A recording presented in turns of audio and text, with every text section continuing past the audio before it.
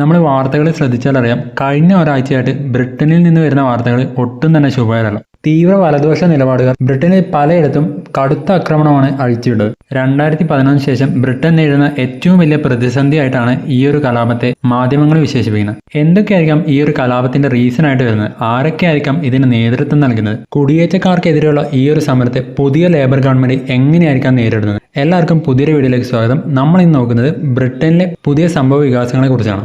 ഇക്കഴിഞ്ഞ ജൂലൈയിൽ നടന്ന ബ്രിട്ടനിലെ ഇലക്ഷനിലാണ് ലേബർ പാർട്ടി 14 വർഷത്തെ കൺസർവേറ്റീവ് പാർട്ടിയുടെ ഭരണത്തിന് അന്ത്യം കുറിച്ചുകൊണ്ട് 412 സീറ്റ് 650-ൽ 412 സീറ്റ് നേടിക്കൊണ്ട് അധികാരത്തിലേറിയത്. നമ്മളെ ഇൻഫോസിസിലെ അതിലെ നാരായണമൂർത്തിയുടെ മരുമകനായിട്ടുള്ള ഋഷി സുനക് ആയിരുന്നു ഈ ഒരു ബ്രിട്ടനിലെ പ്രധാനമന്ത്രി. അപ്പോൾ ഋഷി സുനകിന്റെ പാർട്ടിയാണ് പരാജയപ്പെട്ടത്. തുടർന്ന് അധികാരത്തിലേറിയത് ലേബർ പാർട്ടിയുടെ നേതാവായിട്ടുള്ള കെയർ സ്റ്റാർമർ ആണ്. മാറ്റം ഇപ്പോൾ തുടങ്ങുന്നു എന്ന് പറഞ്ഞ് അധികാരമേറിയ ലേബർ ഗവൺമെന്റിന് മുന്നിലുള്ള ആദ്യത്തെ പ്രതിസന്ധിയാണ് ഇപ്പോൾ ബ്രിട്ടനിൽ നടക്കുന്ന സംഭവ വികാസങ്ങൾ. കാര്യങ്ങൾ കറക്റ്റായിട്ട് മനസ്സിലാക്കാൻ എവിടെയാണ് ഈ ബ്രിട്ടന്റെ സ്ഥാനം എന്ന് മനസ്സിലാക്കുന്നത് ഭയങ്കര ഇമ്പോർട്ടൻ്റ് ആണ്. അപ്പോൾ ഞാൻ ജസ്റ്റ് പറയാം, ഇത് നമ്മുടെ ഇന്ത്യയാണ്. ഓക്കെ, അപ്പോൾ ഇന്ത്യയിൽ നിന്ന് നമ്മൾ വെസ്റ്റിലേക്ക് പോവാണ്, അതായത് പടിഞ്ഞാറോട്ട് പോവാണ്. അപ്പോൾ നമുക്ക് കാണാം പാകിസ്ഥാൻ, അഫ്ഗാനിസ്ഥാൻ അതൊക്കെ കഴിഞ്ഞ് ഈ ഒരു സൗദി അറേബ്യയിലുള്ള അറേബ്യൻ നേഷൻസ് അതൊക്കെ കഴിഞ്ഞിട്ട് പിന്നെ നമ്മൾ ആഫ്രിക്കയുടെ മേലെ ഈ ഒരു ഏരിയയിലാണ് യൂറോപ്പ് ഉള്ളത്. അപ്പോൾ ഇവിടെയാണ് ഈ സ്പെയിൻ, ഫ്രാൻസ്, ജർമ്മനി, പോളണ്ട് ഒക്കെ ഉള്ളത്. അപ്പോൾ നിങ്ങൾക്ക് കാണാം ഈ ഒരു ഐലൻഡ് നേഷനാണ് ഗ്രേറ്റ് ബ്രിട്ടൻ എന്ന് പറയുന്നത്. ഓക്കെ, അപ്പോൾ നിങ്ങൾക്ക് കണ്ടാൽ മനസ്സിലാവും, അതായത് ഫ്രാൻസ് ഇവിടെയുണ്ട്. ഓക്കെ, അപ്പോൾ ഇതാണ് ഫ്രാൻസ്. അപ്പോൾ ഈ ഫ്രാൻസും പിന്നെ ഈ UK-യും ഇത് തമ്മിലുള്ള ഒരു ചെറിയൊരു ഗ്യാപ്പ് ഉണ്ട്, ശരിയല്ലേ?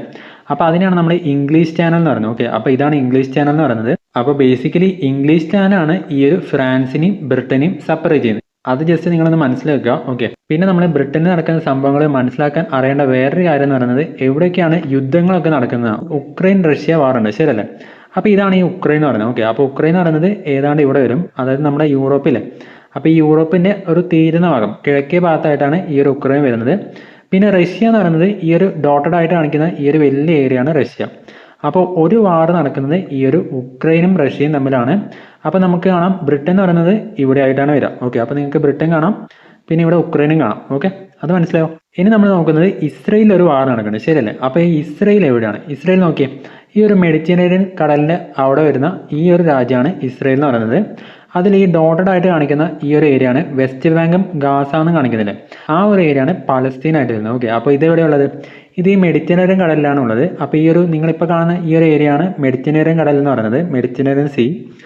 അപ്പോൾ അതും ഈ ഒരു പരിസരത്ത് വരുന്നതാണ്. ഓക്കെ, അപ്പോൾ ഇത്തിരി സ്ഥലങ്ങൾ ജസ്റ്റ് ഒന്ന് അറിഞ്ഞു വെക്കണം. അതായത് ബേസിക്കലി ഇവിടെ കുടിയേറ്റക്കാർക്കെതിരെയാണ് സമരം നടക്കുന്നത്. അപ്പോൾ നമുക്ക് എവിടെ നിന്നൊക്കെയാണ് ആൾക്കാർ കുടിയേറുന്നതെന്ന് അറിയണ്ടേ?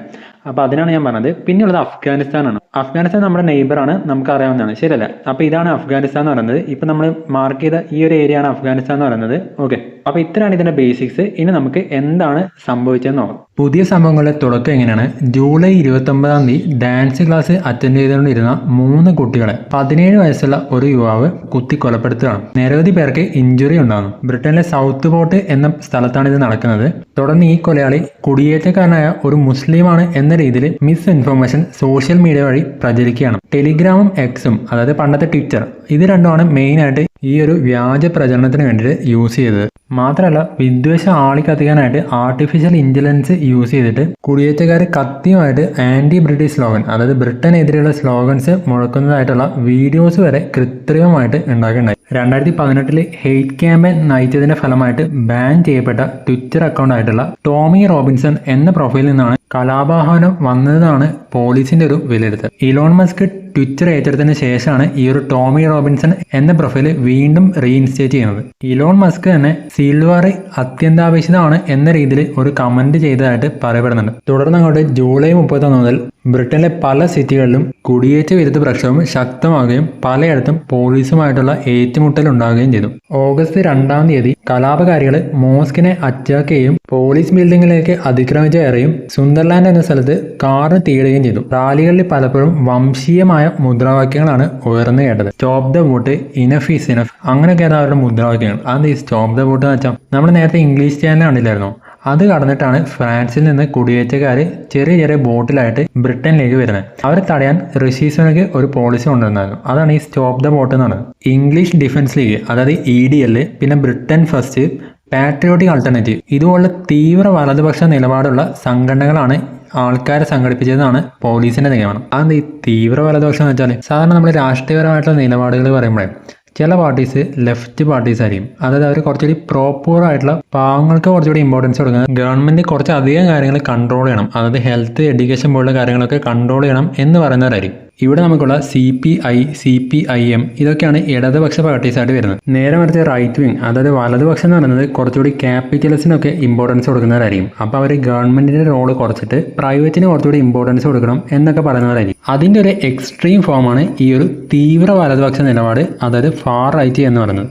ഇവർ തീവ്ര ദേശീയത ഉയർത്തിപ്പിടിക്കുന്നവരായിരിക്കും. അതായത് ഇവരുടെ നേഷൻ ഭയങ്കര സുപ്പീരിയർ ആണ്, ബാക്കിയുള്ള രാജ്യക്കാരെല്ലാം അത്ര പോരാ, അങ്ങനെയൊക്കെ ആയിരിക്കും ഇവരുടെ ഒരു ചിന്താഗതി. നമ്മുടെ ഇന്ത്യയുടെ ഒരു മുഖമുദ്രയായിട്ട് പറയുന്നത് യൂണിറ്റി ആൻഡ് ഡൈവേഴ്സിറ്റി, അതായത് നാനാത്വങ്ങളിലെ ഏകത്വം. ശരിയല്ലേ?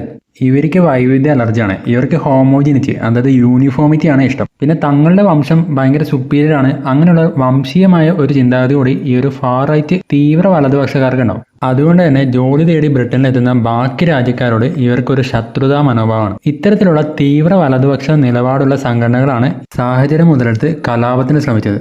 നമ്മൾ നേരത്തെ മാപ്പിൽ കണ്ട റഷ്യ ഉക്രൈൻ വാറിന്റെ ഫലമായിട്ടും താലിബാൻ പിടിച്ചടക്കിയ അഫ്ഗാനിസ്ഥാനിൽ നിന്നും പട്ടാള അട്ടിമറി കൊണ്ടും സിവിൽ വാർ കൊണ്ടും കലുഷിതമായിട്ടുള്ള ആഫ്രിക്കയിൽ നിന്നും പലരും ജീവനും കൊണ്ട് യൂറോപ്പിലേക്ക് എത്തുന്നുണ്ട്. അതിന്റെ ഭാഗമായിട്ട് ഇംഗ്ലീഷ് ചാനൽ കടന്നിട്ട് ബ്രിട്ടനിലേക്കും കൂടുതലായിട്ട് അഭയാർത്ഥികൾ എത്തി തുടങ്ങി. ഇവർക്കെതിരെയുള്ള പ്രതിഷേധമാണ് ഈ ഒരു കലാപത്തിലേക്ക് നയിച്ചത്. ബ്രിട്ടനിൽ വയസ്സായവരുടെ എണ്ണം കൂടിക്കൂടി വരികയാണ്. അപ്പോൾ അവിടെ സ്കിൽ ഗ്യാപ്പ് ഉണ്ട്, അതായത് ജോലി ചെയ്യുന്നവരുടെ എണ്ണം കുറഞ്ഞു വരികയാണ്. അതുകൊണ്ട് തന്നെ ജോലി ചെയ്യാൻ ആൾക്കാർ വരേണ്ടത് അവരുടെ ആവശ്യമാണ്. അങ്ങനെ കുടിയേറ്റത്തെ പ്രോത്സാഹിപ്പിക്കുന്നവരുണ്ട്. അവരിത്തരം തീവ്ര വലതുപക്ഷക്കാരെ എതിർക്കാൻ തെരുവിലേക്ക് ഇറങ്ങിയതോടെ രണ്ട് വിഭാഗങ്ങൾ തമ്മിലുള്ള ക്ലാഷ് ആയിട്ട് അത് മാറുകയാണ്. ആഗസ്റ്റ് 4 അഭയാർത്ഥികൾ താമസിക്കുന്ന സ്ഥലത്തിന് തീയിടാൻ വരെ ഈ ഒരു തീവ്ര വലതുപക്ഷക്കാർ ശ്രമിച്ചു. പക്ഷേ അഭയാർത്ഥി പ്രശ്നം ബ്രിട്ടനിൽ വളരെ രൂക്ഷമാണെന്നും തീവ്ര വലതുപക്ഷത്തിന്റെ ഈ ഒരു അഭയാർത്ഥി വിരുദ്ധ സ്റ്റാൻഡിന് സ്വീകാര്യതയുണ്ടെന്നതിന് തെളിവാണ് റിഫോം UK പോലുള്ള തീവ്ര വലതുപക്ഷ പാർട്ടിക്ക് ഇക്കഴിഞ്ഞ ബ്രിട്ടീഷ് പാർലമെന്റ് തെരഞ്ഞെടുപ്പിലുണ്ടായ വിജയം. പക്ഷേ ഒരു ആശ്വാസം എന്ന് പറയുന്നത് നിലവിൽ ലേബർ പാർട്ടിയാണ് ബ്രിട്ടനിൽ അധികാരത്തിലിരിക്കുന്നത്. പ്രധാനമന്ത്രിയായിട്ടുള്ള കെയർ സ്റ്റാർമർ തന്നെ ഈ ഒരു കലാപത്തെ പൂർണ്ണമായിട്ട് തന്നെ തള്ളിപ്പറഞ്ഞിട്ടുണ്ട്. ലേബർ പാർട്ടി അധികാരമേറ്റ ഒന്നാമത്തെ ദിവസം തന്നെ ഋഷി സുനകിന്റെ പോളിസി ആയിട്ടുള്ള അഭയാർത്ഥികളെ റുവാണ്ടയിലേക്ക് അയക്കാനുള്ള റുവാണ്ട പ്ലാൻ സ്ക്രാപ്പ് ചെയ്തിരുന്നു. കൂടാതെ ഇല്ലീഗൽ മൈഗ്രേഷൻ എന്ന പദം ഇറഗുലർ മൈഗ്രേഷൻ എന്നാക്കി മാറ്റി. Minister for countering illegal migration എന്നത് റീപ്ലേസ് ചെയ്തിട്ട് minister for border security and asylum എന്നാക്കി മാറ്റി. ഋഷി സുനകിന്റെ കൺസർവേറ്റീവ് പാർട്ടി തീവ്രമായിട്ടുള്ള അഭയാർത്ഥി വിരുദ്ധ നിലപാടുകളാണ് എടുക്കുന്നതെങ്കിൽ ലേബർ പാർട്ടി പൊതുവെ മനുഷ്യത്വപരമായ സമീപനമാണ് അഭയാർത്ഥി പ്രശ്നത്തിൽ കൈക്കൊള്ളാറുള്ളത്. ലേബർ പാർട്ടിയുടെ മാനിഫെസ്റ്റോയിലും പറയുന്നത് സ്ട്രക്ചേർഡ് ആയിട്ടുള്ള എക്സ്പേർട്ട് ലെഡ് ആയിട്ടുള്ള അപ്രോച്ച് ഇമിഗ്രേഷന്റെ കാര്യത്തിൽ എടുക്കുന്നതാണ്.